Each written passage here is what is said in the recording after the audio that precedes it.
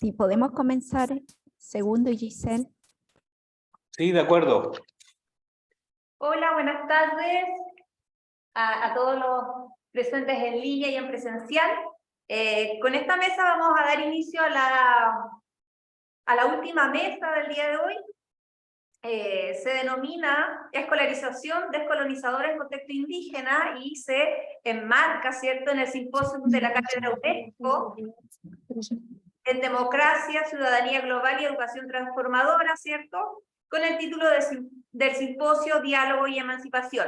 Quien dirige esta mesa es Segundo Quintriqueo y lo acompaña Giselle Maud y Héctor Torres. Gracias, Catherine. Héctor, ¿estás por ahí?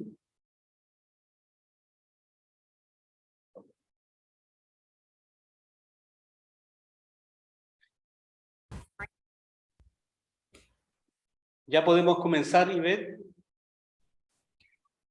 Sí, sí. De acuerdo. Comencemos entonces. A modo de contexto y una pequeña introducción, voy a señalar de que, bueno, vamos a abordar esta temática de escolarización descolonizadora en contexto indígena, que parte de la problemática que enfrenta la mayoría de los pueblos indígenas en contextos de colonización, donde históricamente se ha impuesto de alguna forma la educación escolar y se ha suprimido o omitido los saberes y conocimientos educativos indígenas que son propios a los pueblos. Por lo tanto, observamos una negación y una invisibilización de las epistemologías y epistemes propias de los pueblos en contextos de colonización que son negados, digamos, en el sistema educativo escolar. Con lo cual se construye, ¿cierto?, una colonización del saber que refiere a la imposición de la racionalidad occidental en la construcción y validación del saber, del patrimonio cultural de la educación escolar. La colonización del ser refiere a la imposición de valores educativos como el orden social, moral y espiritual de la sociedad hegemónica sobre los pueblos indígenas. La colonización del hacer, es decir, la forma de concebir la formación centrada en la producción, el progreso de la sociedad eurooccidental, por sobre la cosmovisión indígena, que más bien trata sobre la integralidad, la reciprocidad, el holismo y la colaboración en el contexto de la familia y la comunidad. Finalmente se ha impuesto un racismo derivado que refiere a la clasificación de las personas por origen, por condición física, biológica, situación económica, etc. Y es este mundo de experiencia que ha vivido históricamente la población indígena mediante la escolarización. Voy a dejar para avanzar a la colega Giselle Maud, que va a tratar, nos va a ayudar, digamos, a profundizar en esta temática. Giselle es profesora emérita de la Universidad de Quebec, Anabitibi-Temiscamán. Es una colega que lleva más de 40 años trabajando en contexto inuit, por lo tanto tiene una larga experiencia de cómo se ha realizado el proceso de escolarización en contexto indígena y cuáles han sido las consecuencias y las causas, digamos, del problema de la escolarización en contexto indígena. Y también nos acompaña Héctor Torres. Él es un investigador joven de la Universidad del Biobío en Ñuble, en Chillán, en la región del Ñuble, en Chile, y su investigación básicamente profundiza lo que es la línea de educación e interculturalidad en contexto mapuche. Así es que dejo a Giselle para que nos realice su presentación.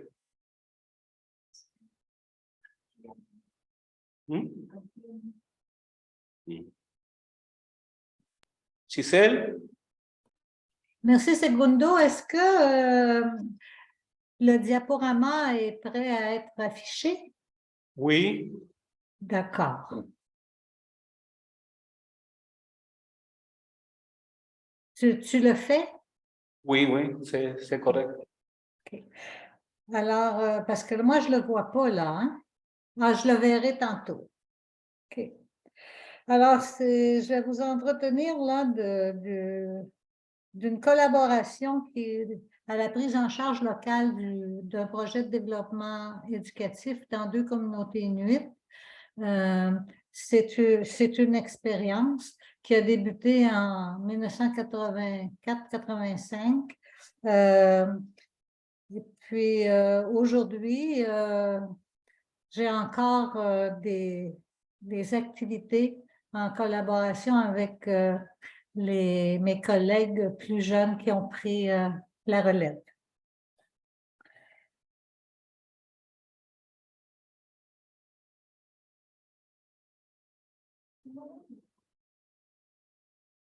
Le Nunavik, Segundo, Oui, est-ce que tu pourrais afficher le diaporama de la présentation? oui. Parce que là, je pense que je vois le tien. Est-ce que vous regardez la diapo? Je le vois pas.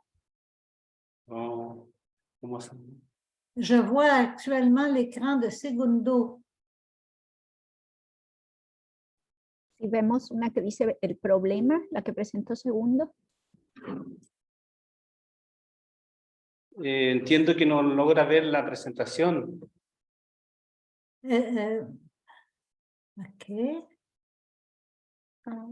Est-ce que c'est pour toi de la mettre? Sinon, je peux le faire. ¿Ça va, Giselle? Oui, ça va, Catherine. C'est Catherine? Oui, Comment ça va? ça va bien, merci. D'accord.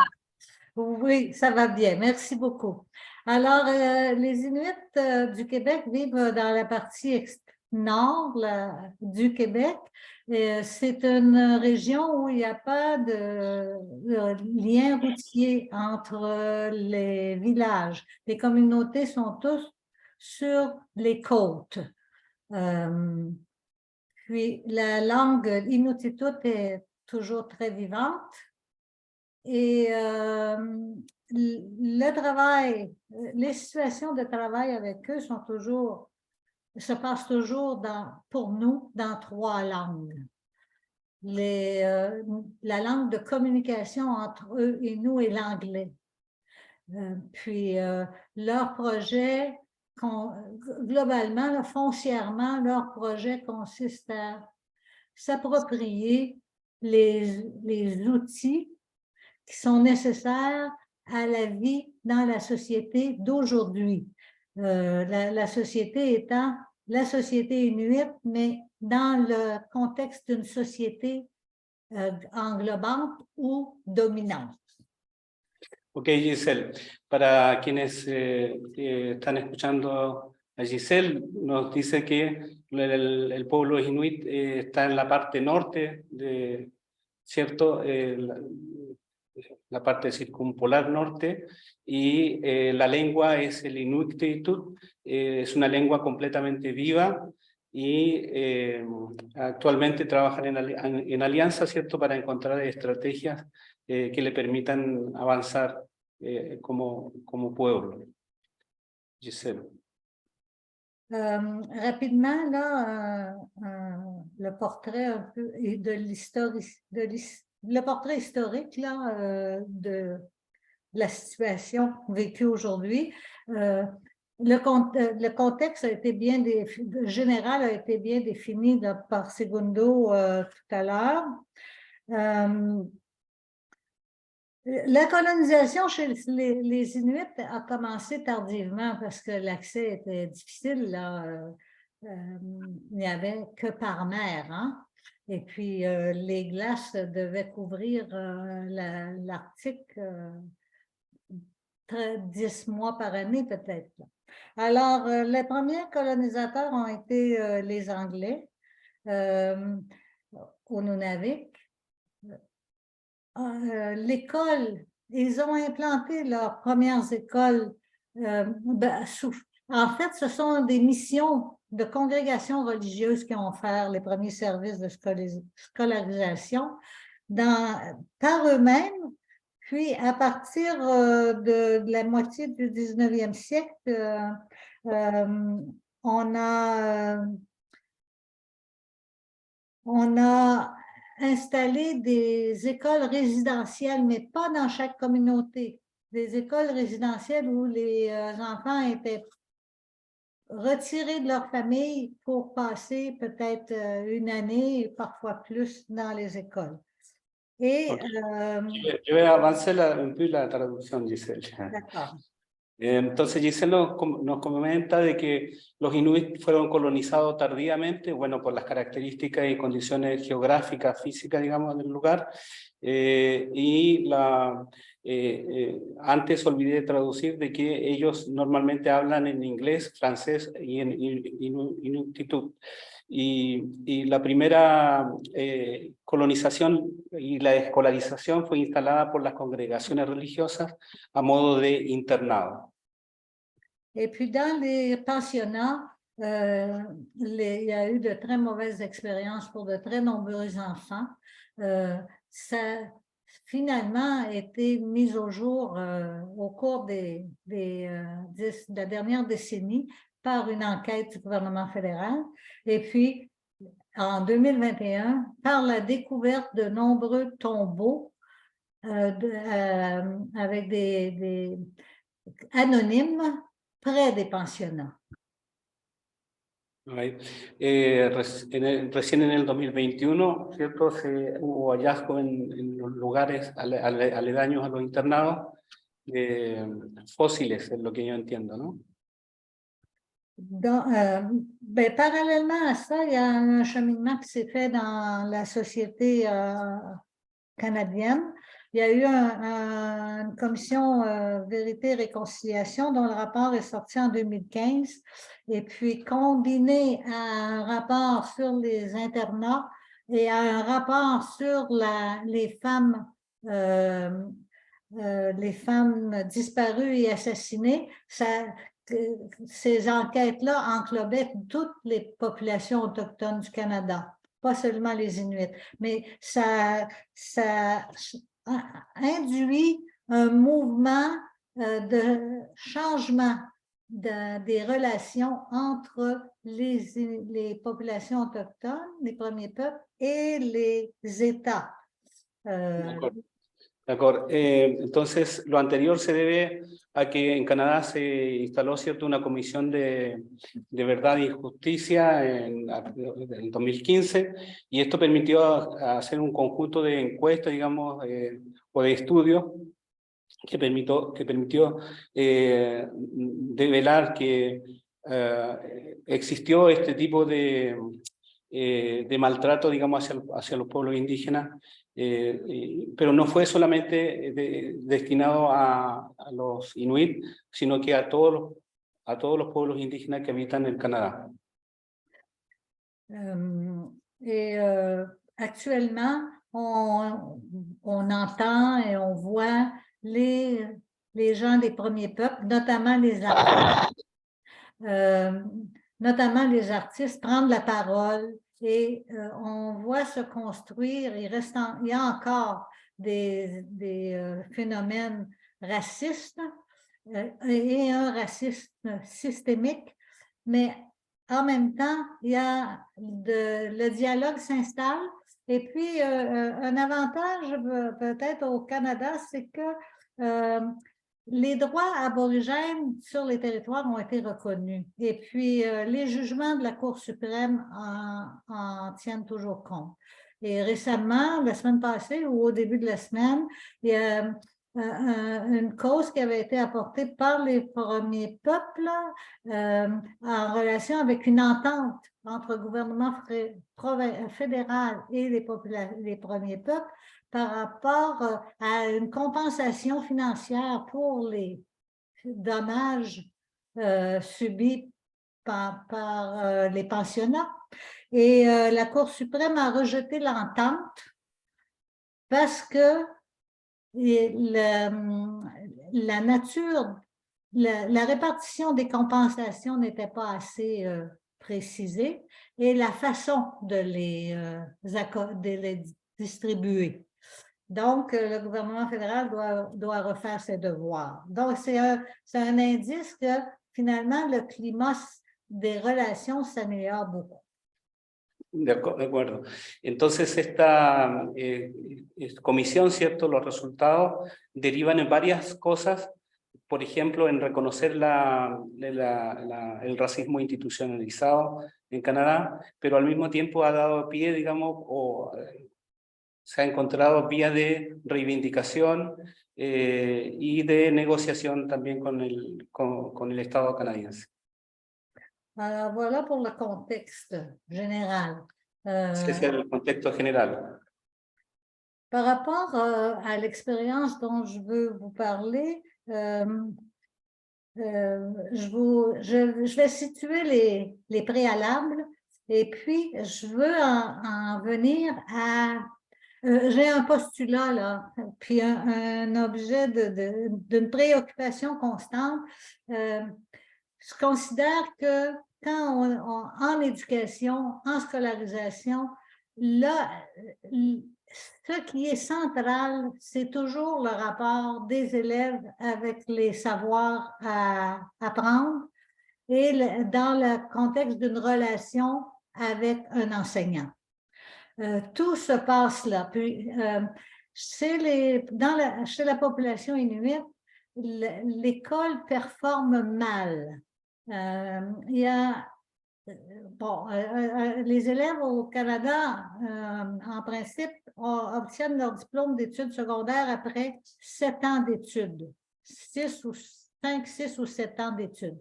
Chez les Inuits, il y en a 1 sur 5 encore qui réussissent la scolarisation selon cette règle-là. Donc, l'école performe peu là, au Nunavik. Et une hypothèse, c'est peut-être qu'on ne regarde pas suffisamment ce qui se passe réellement dans la relation d'apprentissage puis d'enseignement-apprentissage qui est exactement ce qui se passe là, parce que si là l'atteinte des objectifs d'éducation ne fonctionne pas bien, il n'y a rien, hein? C'est la finalité essentielle. Bueno, la mayor parte de la presentación está escrita en español, pero vale la pena remarcar de que Giselle sostiene que el éxito, no hay un éxito escolar, digamos, adecuado para la población indígena en comparación a la población no indígena. Alors, mon propos est centré sur cette réalité-là. Au début de notre rencontre, ce sont les Inuits qui ont pris les devants pour demander le soutien d'une université francophone au Québec dans le développement du projet éducatif de leurs écoles, dans leur communauté.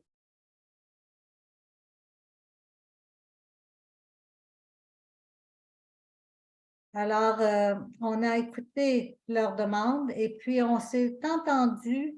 Un élément important, c'est la perspective était que les enfants des communautés maintiennent, conservent, puis peut-être développent leur langue et leur culture, leur identité culturelle à l'école, et qu'en même temps, ils acquièrent les outils pour vivre correctement dans la société moderne qu'on disait à l'époque.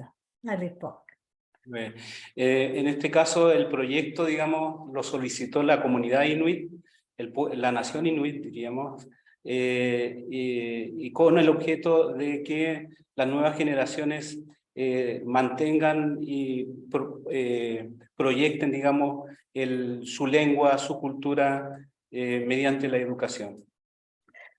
Alors, nous avons écouté leur demande et puis au terme de l'écoute et de la compréhension, on en est venu à modéliser là, une réponse là, qui comportait 3 grandes dimensions. C'était la formation des enseignants pour l'enseignement en Inuktitut, le développement d'un curriculum scolaire en Inuktitut et le développement d'une relation pertinente entre l'école et les parents et la communauté. Et les Inuits ont mis nous avons accepté le contenu. On s'entendait bien là-dessus, puis on avait bien compris parce que cette rencontre-là se déroulait en Inuktitut avec traduction en anglais, en français avec traduction en anglais. Puis finalement, on s'est entendu sur une compréhension commune. Mais les partenaires inuits ont mis une condition, c'est que le projet soit géré en collaboration, en partenariat. On a réfléchi un petit peu parce qu'à l'époque, là, 1985, on était dans l'épanouissement total de la hiérarchisation des cultures. C'était l'égalité des cultures dans la différence, ce n'était pas encore à l'ordre du jour. Alors, il fallait trouver une façon de se respecter soi-même, d'être à l'aise avec notre institution et puis d'avoir une relation authentique de partenariat avec les Inuits.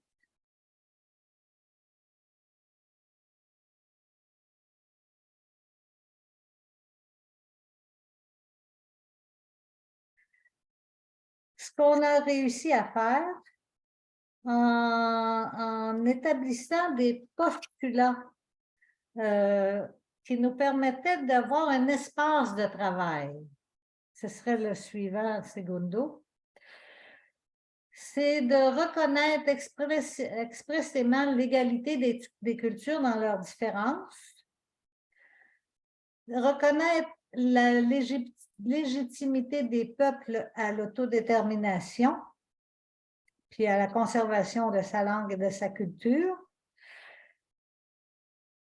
et d'avoir une relation de travail en interdépendance, parce que ni une ni l'autre du groupe de partenaires, ni nous ni eux, ne pouvions réussir à progresser dans le développement d'un projet éducatif d'école dans leur communauté.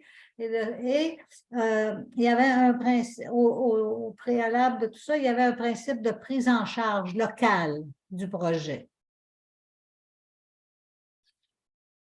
Alors,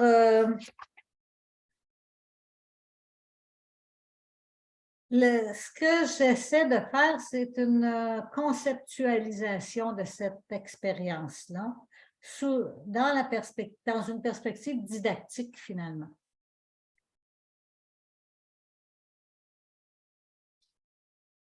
Alors, on met le focus sur ce qui se passe dans la salle de classe, parce que finalement, si on y regarde de près, là, sous l'angle de l'expérience scolaire des élèves. La trajectoire académique de chaque élève est constituée d'expériences d'apprentissage interculturelles, forcément interculturelles, parce que les jeunes sont porteurs de leur culture dans ces communautés-là, dans l'acculturation qu'ils ont eue en cours de première socialisation dans la famille, et nécessairement de la culture seconde qui rentre dans les maisons par tous les moyens là, technologiques maintenant, et de communication à distance. Alors, l'expérience d'apprentissage qu'il vit, c'est lui ou elle, son rapport intime à l'apprentissage. aux notions qu'on lui transmet à l'école, parce que les notions ou les connaissances du curriculum scolaire, c'est un contenu culturel. C'est l'autre contenu culturel, puis le contenu culturel qui a été imposé pendant toute la période coloniale, néocoloniale. Donc, ma compréhension de cette situation-là, c'est que si institutionnellement, il n'y a pas un soutien pour résoudre ce conflit culturel ou identitaire, ça peut être très pénible pour les jeunes aujourd'hui. Alors, puis ces expériences d'apprentissage-là commencent en entrant à l'école, puis se terminent à la fin de la scolarisation obligatoire. Alors, voilà le contexte général. Là, il y a des enfants, des contenus d'apprentissage, puis un enseignant qui place les enfants en situation d'apprentissage, qui organise le processus d'apprentissage extérieurement. Parce que l'apprentissage lui-même, il n'est pas visible. Hein?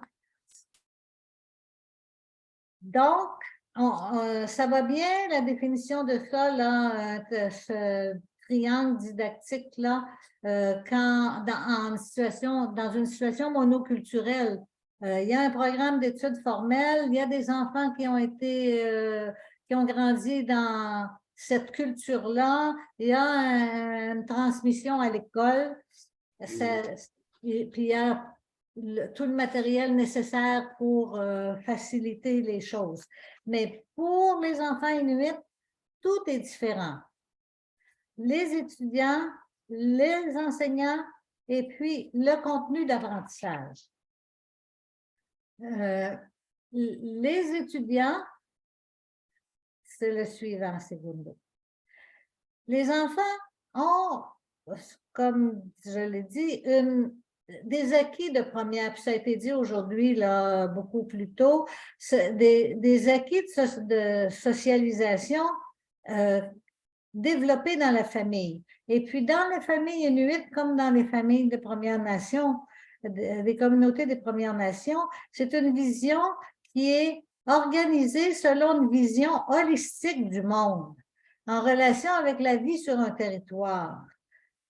Puis cette relation-là avec la vie sur le territoire, c'est une relation qui implique tout l'être, physique, intellectuel, spirituel, et ça se déroule dans un environnement naturel. Alors, les enfants arrivent à l'école imprégnés de cette vision, ce n'est pas conscient, ils sont cela. Des êtres qui ont vécu sur un territoire, qui ont appris, qui ont eu de la joie, de la peine, alors que dans ce que l'école lui propose, c'est un contenu d'un programme officiel qui est hors cette culture-là. Le professeur, qui est le professeur? Il a un mandat, c'est d'assurer la transmission des connaissances prévues au curriculum, connaissances, savoir-faire, savoir-être prévues au curriculum scolaire officiel. Quand il est dans un contexte interculturel autochtone, il est forcément dans une situation biculturelle, avec un groupe d'étudiants dans lequel il y a une diversité culturelle. Puis, plutôt que Segundo parlait de la particularité épistémique des jeunes des peuples autochtones qui apprennent et qui se développent à travers un processus d'interaction sociale. Donc, des enfants avec des visions du monde et des façons d'être apprises dans la salle de classe, il y a différentes de celles du professeur s'il est non autochtone et peut-être différentes entre les enfants eux-mêmes si la classe est diversifiée.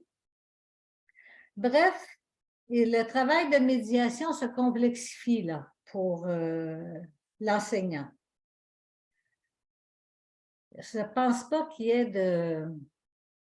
Je pense pas que la formation, les programmes de formation des enseignants à l'enseignement dans une perspective interculturelle soient encore beaucoup développés. Mais je pense que c'est prometteur. Bref, la situation est complexe et puis ça implique que l'enseignant forcément monitore, évalue formativement les progrès des élèves, qu'il analyse son action, qu'il réajuste aux besoins.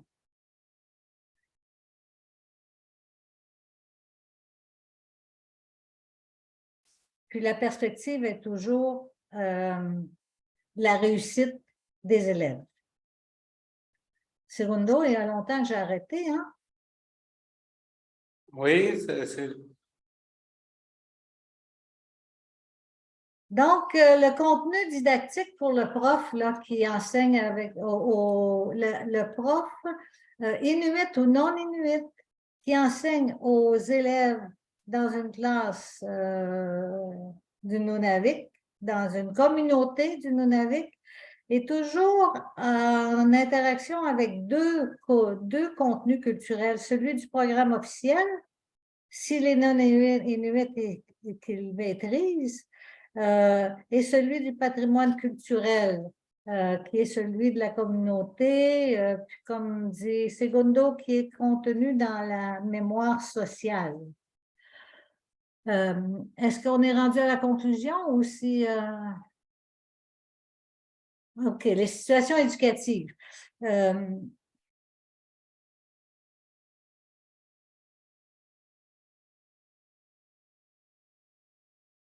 La situation est très complexe là, dans les communautés. Dans la salle de classe, il y a deux patrimoines culturels en présence. Il y a les interactions de tout le monde avec ces deux patrimoines culturels-là, puis comment les élèves négocient les apprentissages de l'un et de l'autre.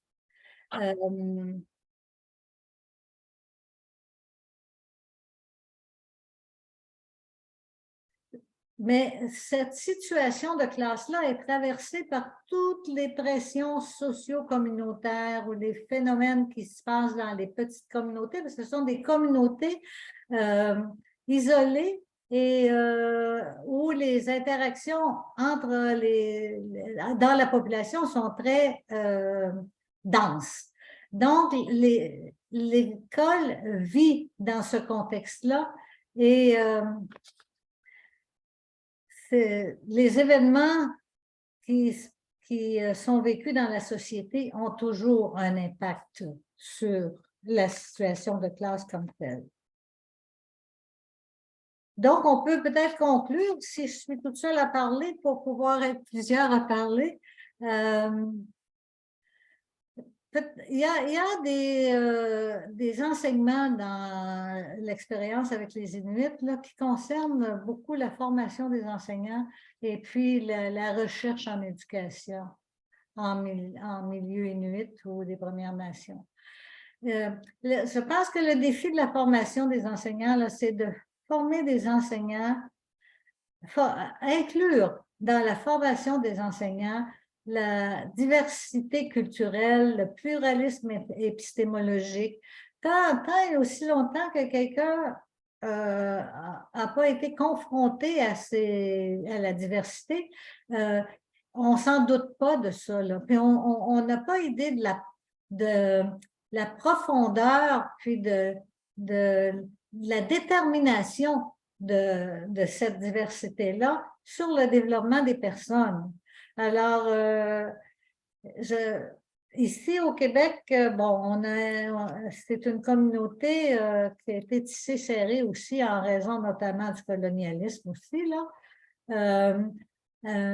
qui a été assez fermée pendant plusieurs décennies, mais qui maintenant s'ouvre à la diversité beaucoup. Mais ce n'est pas encore pleinement intégré dans les programmes de formation des enseignants, tandis que dans la vraie vie, la diversité culturelle est très présente. Et par rapport à la recherche, il faudra comprendre mieux ce qui se passe bon, dans l'interaction entre par exemple, les Inuits, là, dans le cas ici, et nous. Comment il y a une distance, c'est sûr qu'il y a une distance culturelle, mais nous, on a une lecture de cette distance-là qui se nourrit des recherches sur la question. Mais il est prioritaire de connaître comment les Inuits ou d'autres voient eux-mêmes cette distance culturelle. Probablement que la façon de voir et puis la façon de l'approcher puis de tenter de la réduire sont très distinctes, différentes aussi. Alors moi, j'arrêterai cela pour aujourd'hui, si ça va. Merci beaucoup, Giselle.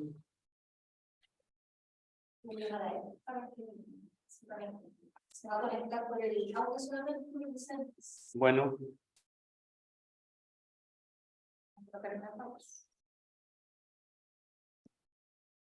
¿Se ve la presentación, Ivette? ¿Se ve todavía la presentación de Giselle? Ok. Vamos a arreglar algo acá entonces. Sí, por favor.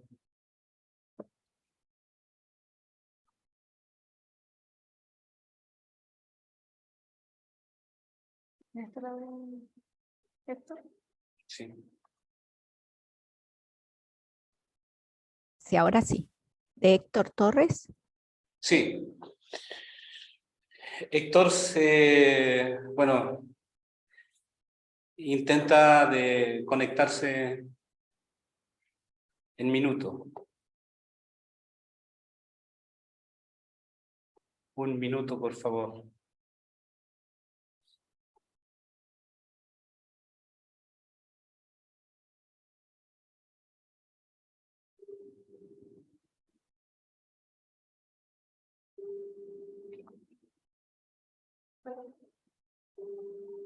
¿Llegó?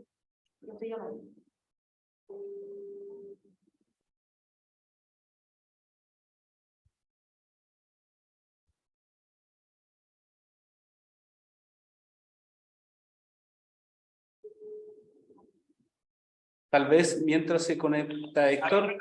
Héctor, sí, te tengo en altavoz y segundo va a ir modificando, cambiando la diapositiva en la medida que vas avanzando en tu discurso. Ya. ¿Se escucha bien o no? Vamos a ver, sí. Ya. Deja proyectar mi presentación en el celular también para orientarme. Ok. Que traté de ir a un café, pero no fue posible. Mis disculpas. ¿Se escucha, Héctor, Ivette? Sí, se escucha. ¿Se escucha bien ahí? Sí. Sí, se escucha perfecto, Héctor. Bueno, voy a pensar. Muchas gracias.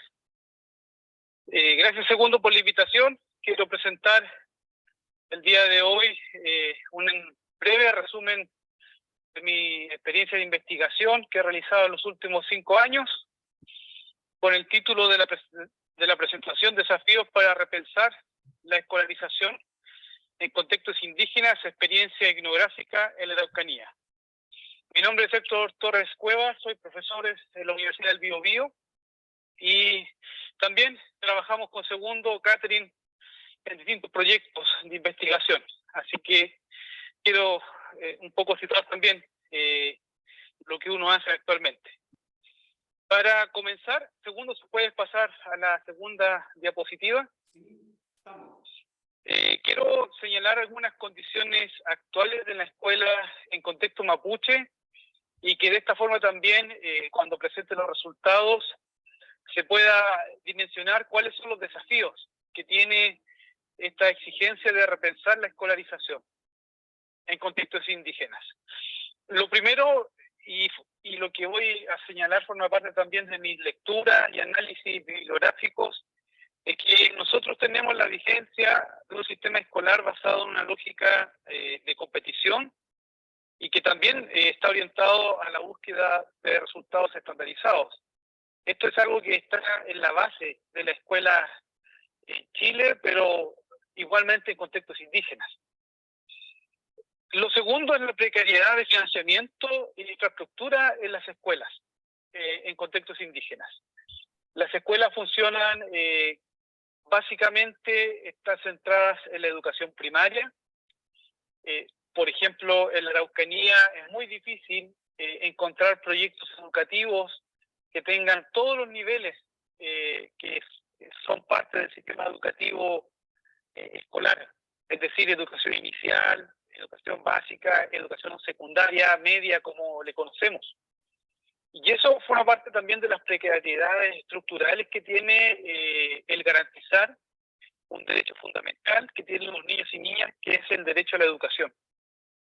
Y que forma parte también de otro elemento problemático que he discutido y analizado en mi trabajo de investigación. Lo tercero que se identifica como una característica es la disminución de la matrícula escolar, producto de la migración de la población joven. En distintas comunas de la región de la Araucanía, cada vez la población envejece, la población joven migra en búsqueda de oportunidades laborales. Y bueno, la primera migración que tienen muchos niños y niñas se construye a través de la escolarización, es decir, cuando se ven forzados para continuar sus estudios secundarios a partir de sus territorios de origen al medio urbano, donde pueden encontrar lo que es la educación secundaria. Entonces la escolarización que se entrega en contextos indígenas forma parte de una u otra manera de estos procesos de migración. También hay en el caso de Chile, un sobredimensionamiento del uso de la evaluación estandarizada CINCE, que se aplica en diferentes años y niveles, lo que genera una presión importante en las escuelas. Y lo otro es la posibilidad del diseño de adecuaciones curriculares, que está muy limitado a las condiciones de trabajo que tienen los y las docentes. Es decir, generar adaptaciones o adecuaciones del currículum queda muy restringido a las posibilidades que tienen las y los profesores de trabajar en este tipo de procesos. Y por último, otro elemento que forma parte de estas condiciones es el programa de educación intercultural bilingüe, que está limitado principalmente a una asignatura de lengua y cultura de los pueblos originarios, y que esa es la propuesta oficial que presenta el Ministerio de Educación en las escuelas en contextos indígenas del país. Segundo, si puedes pasar a la segunda diapositiva, por favor, a la tercera que sea, disculpa. Ahora, la escuela en contexto mapuche y un breve marco histórico. Lo primero que debemos decir es que la escuela tiene un origen misional y colonial en la región de la Araucanía. Su rol primario o inicial fue evangelizar y asimilar a la población mapuche. Es una escuela de carácter rural, donde la educación escolar, como decía, está centrada en el nivel primario, y donde hasta 1980, ¿cierto?, una educación escolar marcada por diferencias lingüísticas, con una población escolar formada en la lengua mapuche, pero que progresivamente la lengua mapuche se fue desplazando producto de la profundización del aprendizaje del español.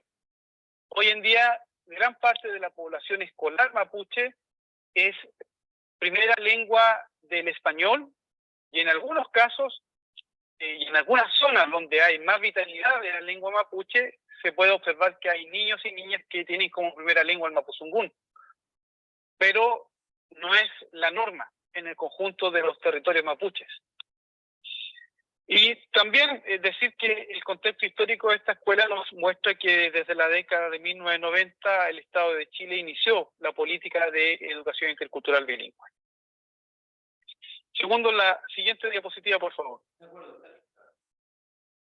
Bueno, contexto del trabajo, y aquí quiero presentar un poco de lo metodológico que me permita también hacer entender desde dónde he situado los procesos de investigación.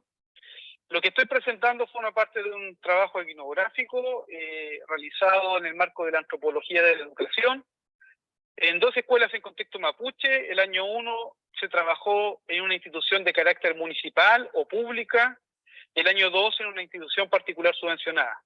¿Por qué en este tipo de instituciones? Porque en contextos mapuches de la Araucanía son los tipos de escuela con dependencia administrativa que encontramos, es decir, o es una escuela pública o es una escuela particular, pero subvencionada por el Estado. Ambas escuelas situadas en contexto mapuche, pero con diferencias en la conformación del equipo docente. La escuela pública era una escuela con una matrícula superior a los 100 estudiantes y 16 profesores y profesoras. Y la escuela particular subvencionada tenía una matrícula de 20 estudiantes y 4 docentes que ejercían en ese tiempo en la escuela. Diferencias también en el perfil del sostenedor, como explicaba, y características del proyecto educativo. El proyecto educativo de la escuela pública era un proyecto laico, y en cambio el proyecto educativo de la escuela particular subvencionada era un proyecto confesional, de carácter evangélico. Y bueno, características del territorio en el que se encuentran las escuelas. En este caso se trabajó en el año 1 en la comuna de Galvarino y el año 2 en la comuna de Victoria, ambas comunas situadas en la región de la Araucanía. Los participantes del trabajo son variados. Hemos logrado trabajar con profesores del sistema escolar, padres y madres mapuche, autoridades mapuches, Lonco, Machi, Huerquén y otras autoridades, y bueno, quien habla, el investigador también, con el personal técnico que formó parte del trabajo de investigación y que desarrollamos todo esto durante 2 años. Segundo, si puedes pasar a breve síntesis de resultados, por favor.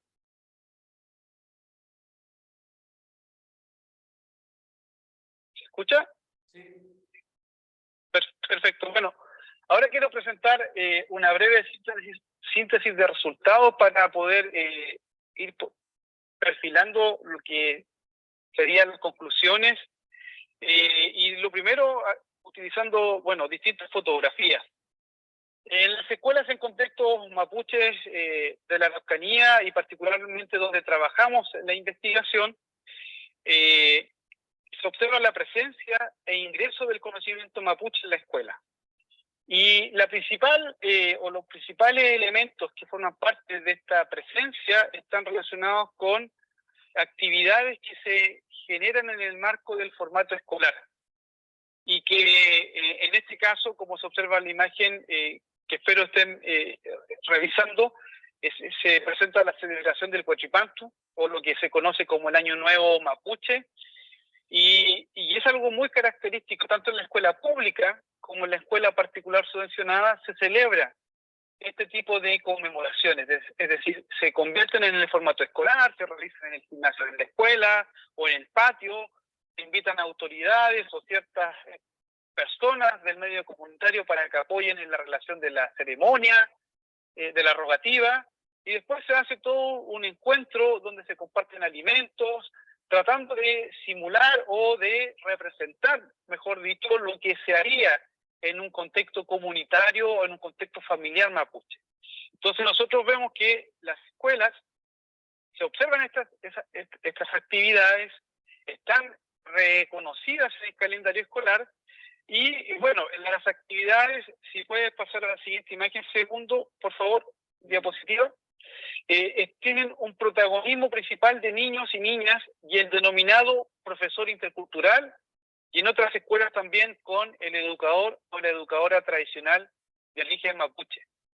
El año 2 en la escuela fue muy difícil que los profesores se implicaran en la celebración del Huachipantu.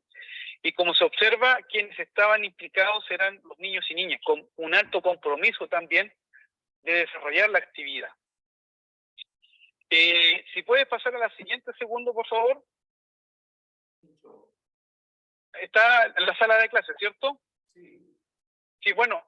Ahora, también en las escuelas, y acá se observa una imagen de la escuela donde se trabajó el año 1, hay espacios que tienen el carácter o la denominación de intercultural.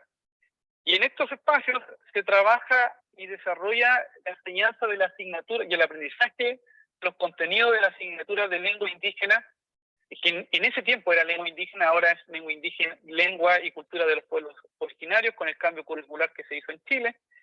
Y es un espacio que primero está diferenciado y ubicado sin conexión directa con los espacios convencionales de la escuela. Es decir, son espacios que están al exterior o no están conectados con las otras salas de clases.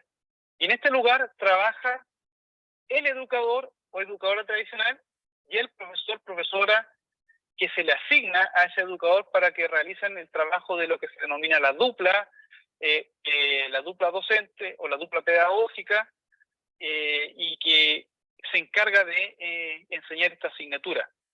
Si puedes pasar a la siguiente diapositiva, segundo, por favor. Sí.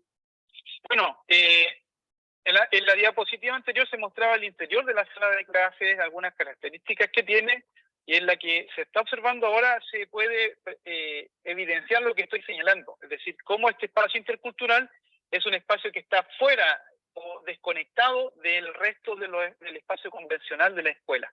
Es decir, la educación intercultural está por allá, muy lejos. Nosotros en los otros lugares de la escuela desarrollamos lo que sería la educación formal, tradicional, o lo que exige el currículum dominante de la educación básica. Y también otro elemento que en la escuela del año 1 identificamos es la educación y el nacionalismo como algo muy presente, el reforzar valores nacionales en niños y niñas, donde que es un trabajo del cual son responsables profesores y profesoras. Y si puedes avanzar, segundo, por favor.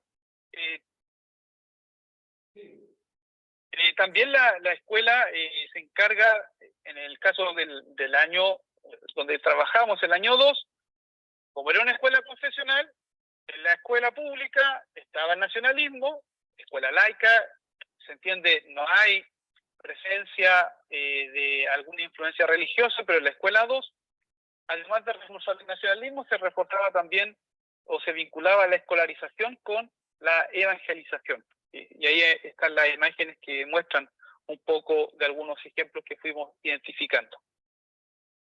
Entonces, segundo, si pueden ir a la diapositiva de desafío, por favor. Sí. Desafíos de la educación escolar en contexto mapuche. Algunos desafíos que se sintetizan también de distintos trabajos de conversación, de talleres que hemos desarrollado en ambas escuelas. El primero que se identifica es diversificar las fuentes de conocimiento y métodos de enseñanza que se utilizan en la escuela. Ahora, ¿qué podemos hacer? ¿Qué podemos hacer para diversificar las fuentes de conocimiento? Un ejemplo es conectarse con el territorio y sus potencialidades pedagógicas. Es muy complejo y difícil para que un profesor o profesora pueda ir a trabajar a la comunidad, a un espacio de la comunidad, o invitar a miembros de la comunidad a las escuelas. El año 1 y año 2 no fue posible observar eso, y corresponde a una limitante. Y es evidente que para diversificar las fuentes de conocimiento hay que incorporar otros espacios a otros actores que están en el medio social, en el medio local. Lo segundo, situar los contenidos a la realidad social, cultural y territorial de los estudiantes. ¿De qué forma se podría hacer? ¿Cómo evitar desarraigos y frustraciones? hay todo un tema vinculado a los contenidos que forman parte del currículum. Estos contenidos desconocen quiénes son los niños y niñas que llegan a la escuela, desconocen su realidad porque los contenidos son movilizados por los profesores y profesoras. Y en estos actores es necesario que para situar estos contenidos requieran conocer la realidad social, cultural y territorial de sus estudiantes. Otro desafío está en las escuelas multigrado, en valorar las diferencias de aprendizaje entre los niveles como una fortaleza y no como un obstáculo. Me ocurrió el año 2, que la escuela no lo había dicho, era de carácter multigrado y se diferenciaba la enseñanza en los niveles. Y eso complejizaba muchísimo el trabajo de la profesora, de los profesores, y no se potenciaba un trabajo probablemente entre diferentes edades, porque se entiende que estamos muy formados en la lógica de que los niños aprenden de acuerdo a una edad, y esa edad es como un estándar. Cuando si tú tienes niños de 6, 7, 8, 9 años en la misma sala de clases, probablemente tienes un potencial a explorar en lo que es el carácter multigrado de las escuelas o muchas escuelas que están en contexto mapuche. Y también hay que tener claridad de no utilizar en nuestra forma de trabajo la cultura del déficit. Es muy presente o está muy presente en discursos, en formas en expresiones de los profesores, profesoras, el generar estereotipos de los niños y niñas por carencias sociales o económicas, y ahí hay todo un desafío de cómo superar esa cultura del déficit que está muy vigente en las escuelas y en la escolarización.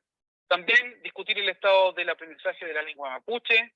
Hay que ver cómo garantizar el aprendizaje del mapuzungún en el proceso pedagógico, entendiendo que el castellano o el español es lengua dominante y primera lengua en gran parte de los estudiantes. Y para terminar, también es prioritario que las exigencias de la gestión escolar se ajusten a las características y realidades de las escuelas para funcionar con indicadores apropiados y contextualizados. Esto es lo que quería presentar. Vuelvo a presentar mis excusas por las dificultades técnicas y espero me hayan comprendido lo que quería mostrar. Gracias, Segundo, por la invitación.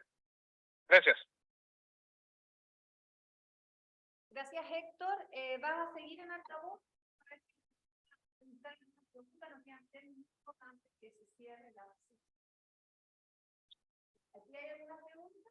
Vamos a ver. De Félix Molina.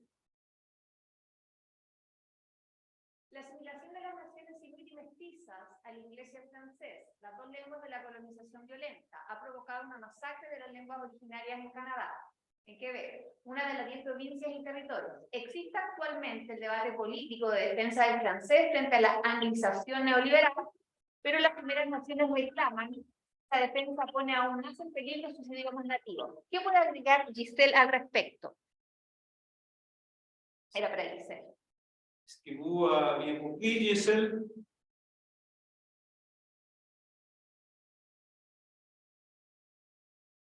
Giselle, ton micro est fermé.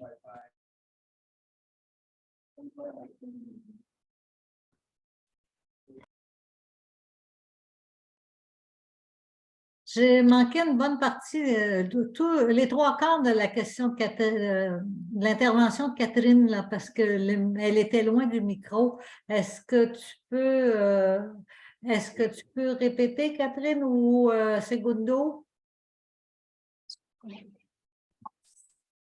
Mira, dice, la asimilación de las naciones... Espérame, que se genera un poquitito de eco. Ahora sí. La asimilación de las naciones inuit y mestizas al inglés y al francés, las dos lenguas de la colonización violenta, Oui. ha provocado una masacre de las lenguas originarias en Canadá.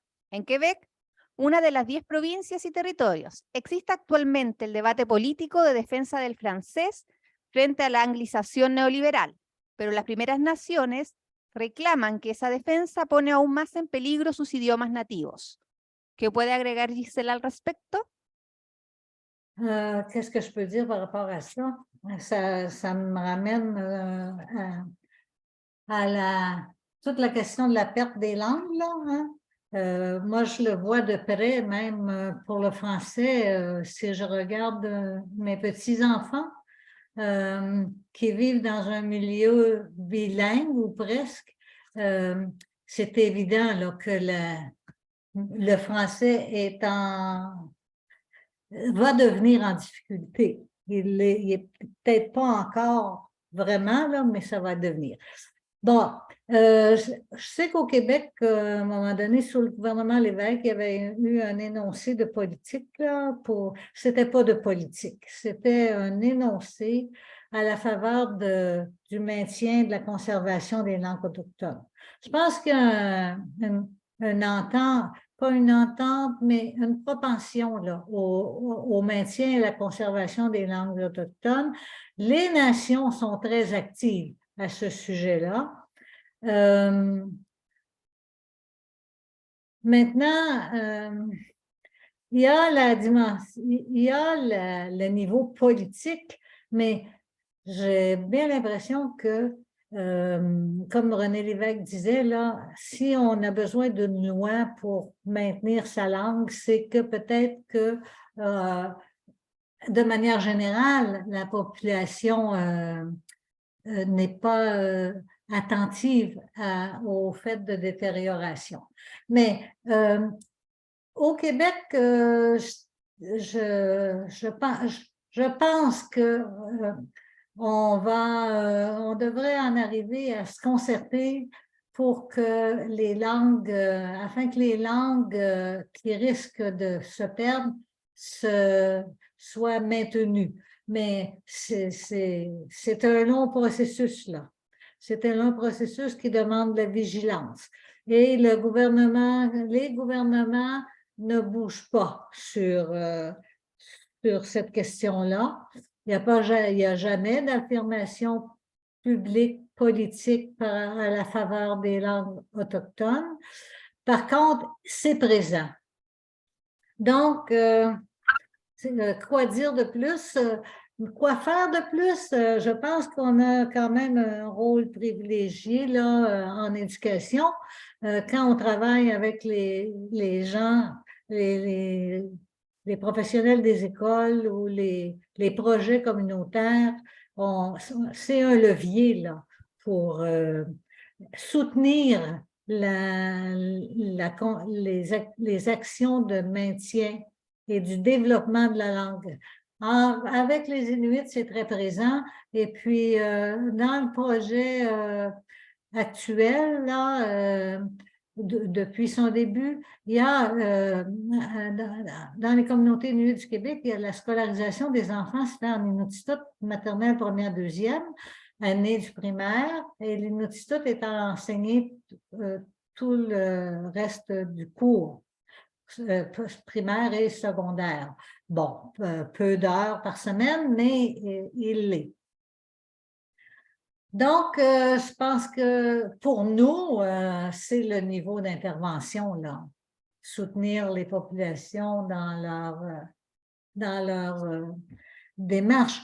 Puis, il y a une nation, là, les Hurons-Wendat, ici au Québec.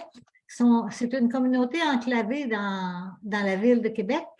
Et le dernier locuteur de la langue Huron-Wendat était en 1906. Eh bien, il y a un projet qui s'est mis sur pied peut-être autour des années 2010 pour la revitalisation de la langue. Et c'est toujours en progression. Donc, pourquoi revitaliser la langue après, quand ça fait plus de 100 ans qu'il n'y a plus de locuteurs? Sans doute que c'est une composante essentielle de l'identité, puis qui est nécessaire pour rendre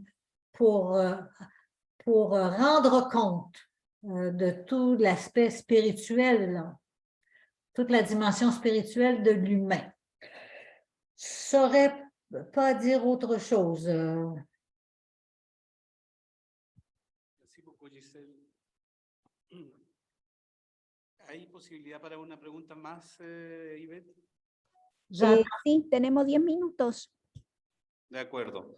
Entonces, no sé si alguien tiene alguna pregunta. A mí me gustaría hacer una pregunta en relación Sí. a lo que dijo Héctor del desafío de una educación que se conecte con el territorio y sus potencialidades pedagógicas. ¿Cómo podríamos reconciliar este desafío, por ejemplo, en Chile, en el sur, en donde también hay toda una economía agrícola, entonces donde podríamos reconciliar esa mirada también del no mapuche con el mapuche para poder también pensar en los desafíos de los problemas del medio ambiente y el extractivismo? ¿Tienen alguna sugerencia para llegar como una reconciliación? Doctor, ¿nos escuchaste? ¿Me escuchas, Catherine? Sí. ¿Me podrías decir la pregunta, por favor? Sí, si tienes como alguna propuesta para reconciliar un poco las miradas entre lo mapuche y no mapuche en Chile, en el sur, en lo que tú sugerías como desafío, ¿cierto? De como, a ver, déjame ver, un poco de conectarse con el territorio y sus potencialidades pedagógicas. Podríamos reconciliar el mundo mapuche y no mapuche, por ejemplo, en el sur, para que los profesores utilicen las potencialidades pedagógicas del medio ambiente en los contextos mapuche y no mapuche. Héctor, ¿escuchas? En la Araucanía. No, a mí se me acopla demasiado el escuchar bien. Si tú me puedes, a ti te escucho muy bien, Catherine. Ya, mira, la pregunta de Ivette es que ¿existe alguna forma? Espérate. Ahora sí. ¿Existe alguna forma de reconciliar la realidad de Héctor? Ya, la pregunta de Ivette es si existe una forma de reconciliar el saber mapuche con la realidad local de la Araucanía. ¿Qué puedes proponer tú respecto de lo que has ido desarrollando en tu investigación? Mapuche. ¿Eso me preguntan? Sí, Héctor.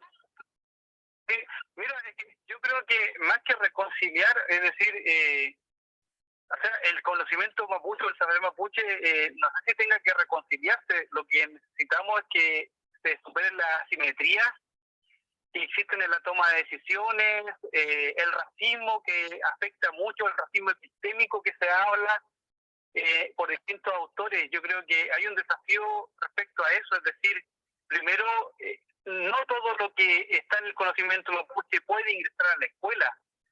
También hay que hacer un análisis de qué puede ingresar, y ese análisis lo tienen que hacer las comunidades, los miembros del pueblo mapuche con sus distintos organismos, actores que les representan.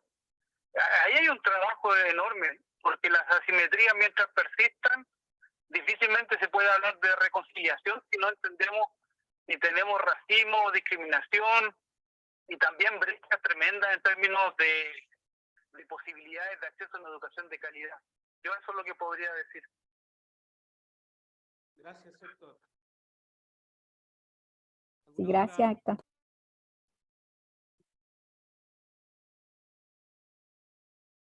Del público. Bueno, si no hay más preguntas, podemos ir cerrando esta mesa, ¿cierto? Agradecerle a Giselle y a Héctor que nos han colaborado en este trabajo.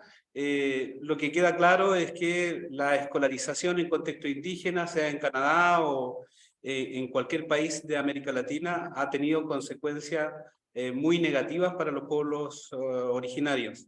Particularmente, como decía la primera pregunta, ¿cierto? No solo en Canadá, en todas partes, en la escuela trajo consecuencias fatales en algunos casos, ¿no? Como la pérdida de vida humana, tanto de niños como adultos, y otros tipos de violaciones que en muchos casos no sabemos. En Chile no sabemos si la escuela generó, por ejemplo, este tipo de violencia extrema, ¿no? No lo sabemos, porque no hay investigación al respecto, pero uno podría suponer que también ocurrió de alguna forma. Tal vez de forma diferente, pero ocurrió. Y por lo tanto, el desafío de hoy día para una escolarización descolonizadora es poder abrir la escuela, imaginarse otra estructura de la escuela, por ejemplo, en contexto mapuche, trabajar, por ejemplo, recursos didácticos no convencionales para la enseñanza y el aprendizaje de estudiantes tanto mapuche como no mapuche.